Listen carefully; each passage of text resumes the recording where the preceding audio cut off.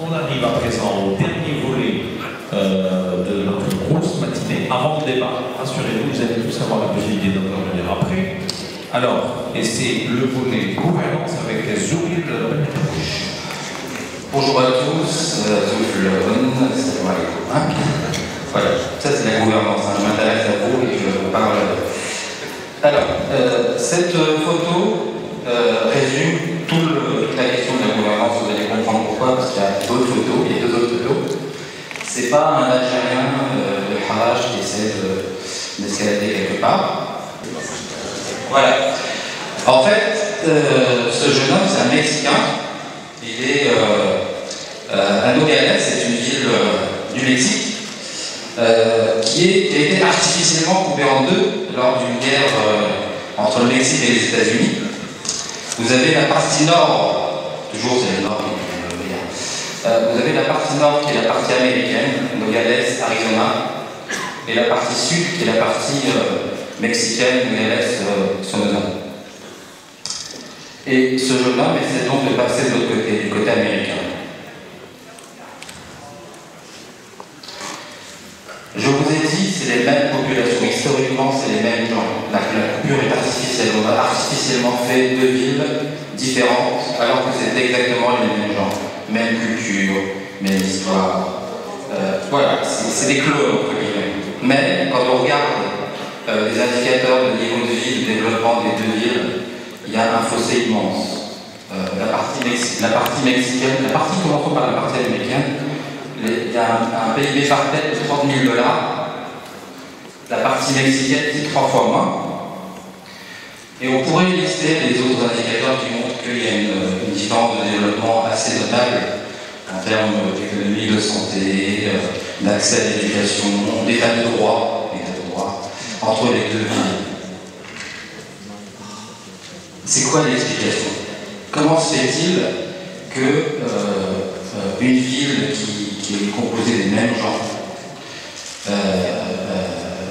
se retrouve divisée en deux parties qui, au bout d'un certain temps, se retrouve avec des écarts de développement assez importants? Cette ville offre un parfait cas en fait, où on peut tester l'effet de quelque chose dans l'économie. C'est toujours compliqué de savoir les raisons d'une situation, mais là on a un cas où finalement qui est parfait pour comprendre que la seule chose qui change entre les deux zones, c'est les institutions. D'un côté, vous avez les institutions américaines, et de l'autre, vous avez les institutions mexicaines qui ne sont pas du tout les mêmes, qui n'engendrent pas les mêmes comportements. C'est quoi les institutions? C'est les règles du jeu. Si je devais résumer en une seule phrase que c'est les institutions, c'est les règles du jeu. Comment on joue ensemble dans tous les domaines, l'économie, l'éducation, la santé, le pouvoir politique, tous les domaines, c'est les règles du jeu, c'est ce que fixent les institutions. Et ce que vous voyez, c'est que les mêmes gens, si vous les mettez dans des cadres institutionnels différents, eh bien, ont des comportements différents et arrivent collectivement à travailler mieux ensemble et à créer plus de richesse. Autrement dit, j'ai envie de dire à tous ceux qui disent que les Algériens ne sont pas capables de se prendre en main, de se développer, etc., j'ai envie de leur dire, vous avez totalement faux. Changez les institutions et vous aurez un autre visage. Alors, je vais être assez bref en fait sur cette histoire d'institution parce que ça fait 2 heures qu'on vous parle et vous êtes un peu fatigué, donc j'ai juste envie de vous raconter la logique et non pas de rentrer dans les détails techniques de ce qu'on a fait. En termes de bilan, on a pris non pas le sentiment de chacun, parce que si on interrogeait chacun de nous, je pense qu'on aurait un avis encore plus critique, beaucoup plus négatif que ce que donnent certains indicateurs. On a pris quelques indicateurs qui peuvent être certes nuancés en termes de comment ça a été fait, etc., mais qui quand même sont très révélateurs de l'état de nos institutions. En termes de transparence, on prend le Open Budget Index, on est les derniers sur 100. Ça, c'est un indicateur de mesure de la transparence budgétaire dans un pays. Si on prend la transparence de la gestion des fonds publics, on est dernier aussi. Si on prend les libertés d'expression et la redevabilité, donc la redevabilité, c'est le fait que les institutions rendent des comptes aux citoyens. On est 82e sur 100. Si on prend l'état de droit, on est 73e sur 100. c'est des données de 2010. Si on prend la protection de la propriété, qui est un élément fondamental du développement, de l'investissement, un driver d'investissement, on est 70e sur 100. Si on prend l'efficacité de l'État, on est 66e sur 100, et si on prend la qualité de la régulation, on est 89e sur 100, et le plus alarmant, c'est que depuis 2005, on a chuté dramatiquement, en fait. Si on prend cet indice en 2005, on était à la 65e place, je crois.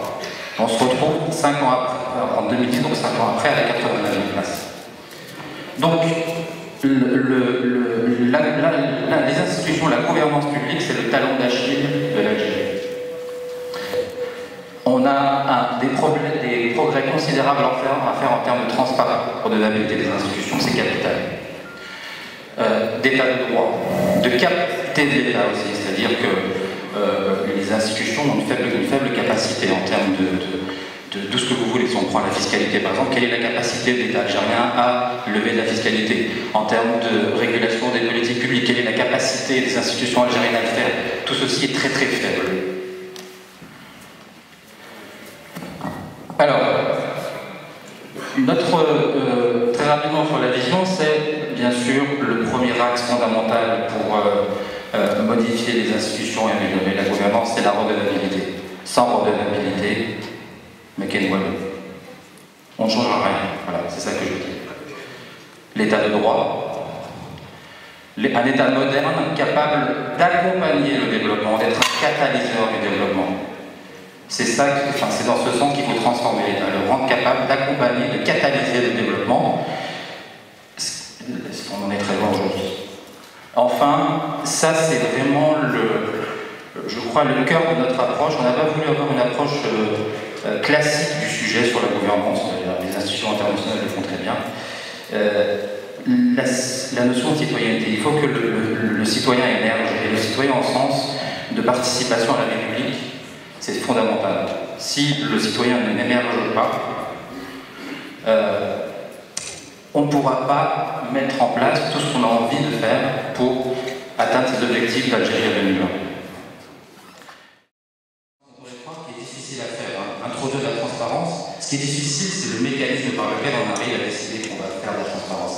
C'est extrêmement difficile. Mais une fois qu'on a décidé de le faire, c'est très facile la transparence. Créer un cadre permettant à cette société civile qui est en balbutiement, certains disent qu'elle n'existe pas, moi je crois qu'elle existe, on en a une preuve, de la doter d'outils d'évaluation de ce que fait l'État.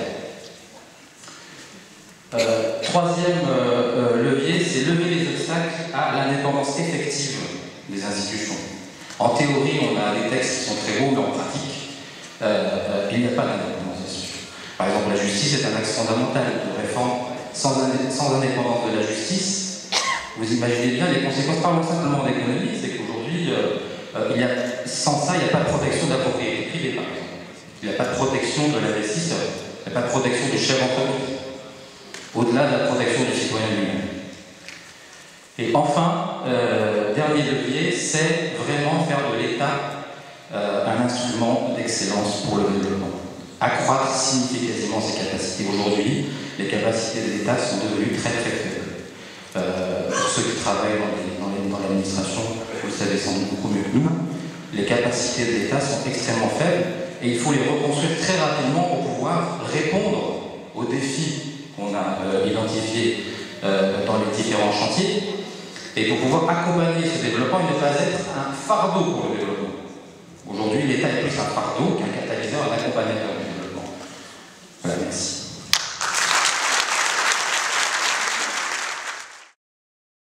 Vraiment, on ne peut pas s'en inquiéter aujourd'hui.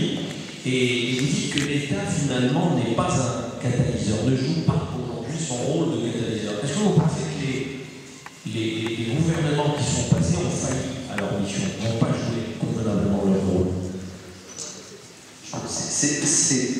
C'est plus un problème d'institution et de fonctionnement global qu'un problème de personne. Donc si on parle ces gouvernements-là fonctionnent dans un cadre institutionnel. Donc si on prend effectivement, si vous me demandez quel est aujourd'hui le poids de la gouvernance des institutions dans le développement d'Algérie, si vous me demandez de classer ça de 1 à 10 par exemple, 1 étant évolue en termes de ça n'a pas d'importance, en fait, c'est pas ça le problème. Et 10, c'est vraiment le niveau critique, je dirais 1, 0, 10. C'est aujourd'hui, on lève ce frein, on transforme les institutions, on transforme les règles du jeu, et vous avez un lion de la Méditerranée dans 10 ans. C'est juste ça que je dis. C'est le sujet sensible, c'est le frein aujourd'hui des fonds d'Algérie. C'est pas du capital, c'est pas du capital financier, parce que Abdelkrim tout à l'heure a dit on a injecté des dizaines de milliards de dollars. Pour quel résultat? C'est pas du capital humain.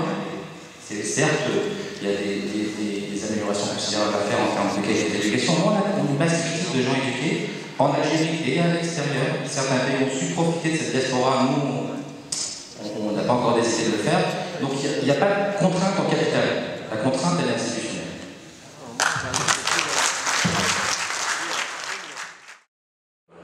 Je lisais dernièrement un article dans la presse. Il y avait un économiste algérien qui disait, qui déplorait le fait qu'en Algérie, nous ayons 30 cervelles au lieu d'un cerveau.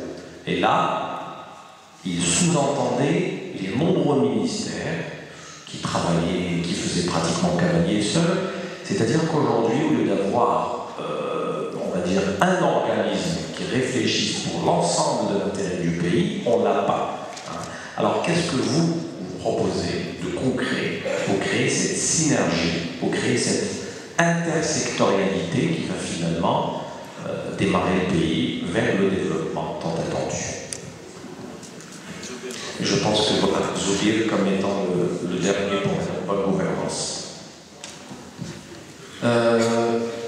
Effectivement, l'impression, enfin, le fait de dire qu'on a 30 cerveaux et pas 30 cerveaux et pas un cerveau, c'est pas qu'une impression, c'est une réalité. Effectivement, il n'y a pas de coordination des politiques publiques. Chacun travaille dans son coin en oubliant qu'en fait, il faut une stratégie globale. C'est-à-dire que si on ne sait pas collectivement, globalement où on veut aller, il est difficile ensuite de décliner ça par industrie, par secteur, par ministère. Donc, pour arriver à ça, il faut une stratégie, il faut une vision. Où l'État veut-il aller? Où l'État veut-il emmener l'Algérie? Donc, et qui est le pilote à bord? On ne sait pas. Qui est le pilote à bord? Qui est capable de construire cette stratégie, de la partager, de la discuter pour la faire, pour qu'il y ait une adhésion